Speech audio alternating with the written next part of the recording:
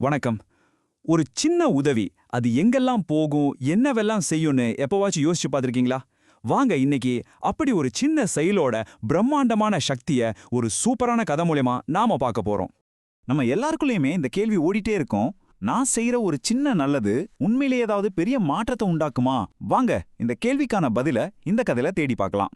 நம்மளோட கதை ஆரவ் அப்படிங்கிற ஒரு இளம் தையல்காரர் கிட்ட இருந்து தான் ஸ்டார்ட் ஆகுது. அவரோட ஒரு சின்ன செயல் தான் எல்லாத்துக்கும் ஆரம்ப புள்ளி. யோசிச்சு பாருங்க, ஒரு பயங்கர பிஸியான டவுன். அங்க ஆரவ் ஒரு வயசான பாட்டி கனமான கூடைய தூக்க முடியாம ரொம்ப கஷ்டப்பட்டுட்டு இருக்கிறத பாக்குறாரு. இது பார்க்க சாதாரணமா தெரியலாம், ஆனா இங்க தான் ஒரு பெரிய கதை ஆரம்பிக்குது. ஆரோ ரெண்டாவது தடவை யோசிக்கவே இல்ல, சட்டுன்னு போய் அந்த பாட்டிக்கு ஹெல்ப் பண்ணி அந்த கூடைய அவங்க வீடு வரைக்கும் கொண்டு போய் விட்டுட்டு வராரு. இதுக்கு பின்னாடி எந்த ஒரு எதிர்பார்ப்பும் இல்ல, மனசுல இருந்து செஞ்ச ஒரு உதவி. அந்த பாட்டி ரொம்ப நன்றிம்மான்னு சொன்னப்போ ஆரவ் ரொம்ப சிம்பிளா ஒரு விஷயம் சொல்றாரு. கருணைக்கு காரணம் தேவையில்ல. இந்த ஒரு வரிதான் நாம பார்க்க போற எல்லா மாற்றத்துக்கும் ஒரு விதை மாதிரி. சரி, ஆரவ் செஞ்ச அந்த சின்ன உதவி எப்படி ஒரு பெரிய அலையா மாறுச்சு வாங்க பார்க்கலாம். இதுதான் அதோட முதல் அலை. ஆரவ் செஞ்ச அந்த நல்ல விஷயம் அந்த பாட்டியோட பேரன் மனசுல ஆழமா பதிஞ்சிருச்சு. பாருங்க, அடுத்த நாள் என் ஸ்கூல்ல அவனோட ஃப்ரெண்ட் ஒருத்தன் புக்ஸை கீழே போட்டுடுறான். உடனே இவன் ஓடி போய் ஹெல்ப் பண்றான். பாத்தீங்களா, கருணை ஒருத்தர்கிட்ட இருந்து இன்னொருத்தருக்கு எப்படி பரவ ஆரம்பிக்குதுன்னு.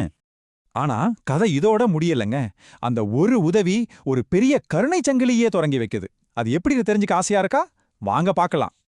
இது ஒரு செம்ம செயின் ரியாக்ஷன். பாருங்க, அந்த புக்ஸ் ஹெல்ப் கிடைச்ச பையன் ரொம்ப சந்தோஷமா போய் அவங்க அம்மாவை கட்டி பிடிக்கிறான். அந்த சந்தோஷத்துல அந்த அம்மா என்ன பண்றாங்க, பசியோட இருந்த பக்கத்து வீட்டுக்காரங்களுக்கு சாப்பாடு கொடுக்கறாங்க. அந்த சாப்பாட்டால மனசு நெழுந்து போன பக்கத்து வீட்டுக்காரர் வேலைக்கு லேட்டா போற ஒருத்தருக்கு ஃப்ரீயா லிஃப்ட் கொடுக்கறாரு. அந்த உதவியால அந்த நபர் கரெக்ட் டைமுக்கு வேலைக்கு போய் தன்னோட வேலையை காப்பாத்திக்கிறாரு.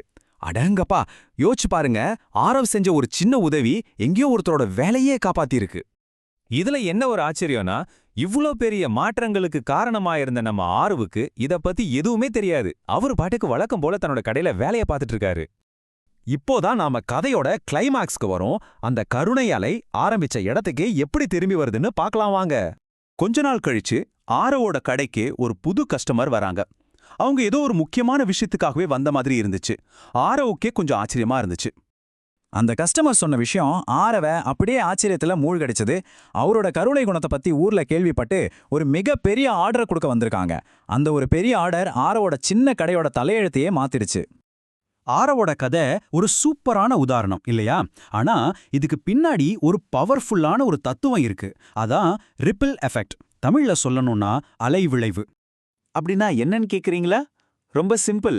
நாம தண்ணியில ஒரு சின்ன கல்ல தூக்கி போட்டா அதிலிருந்து ஒரு அலை உருவாகி வட்ட வட்டமா பெருசா பரவிட்டே போகும் இல்லையா?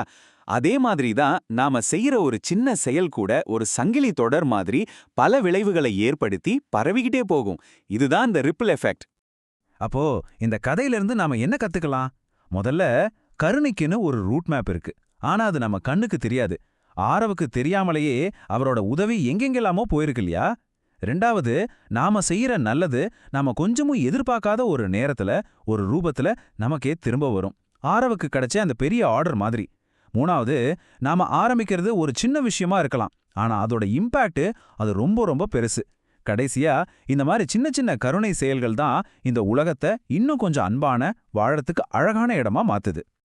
ஆரவ் ஆரம்பிச்சது ஒரு சின்ன கருணை அலை. அது ஒரு பெரிய செயின் ரியாக்ஷனா மாறி கடைசில அவருக்கே வந்து உதவிச்சு. இப்போ கேள்வி நமக்கு தான். நாம இன்னைக்கு எந்த மாதிரி ஒரு நல்ல அலைய ஆரம்பிக்க போறோம்? அது ஒரு சின்ன புன்னகையா இருக்கலாம், இல்ல ஒரு சின்ன உதவியா இருக்கலாம். யோசிங்க, உங்களுடைய அலை எதுவா இருக்க போகுது?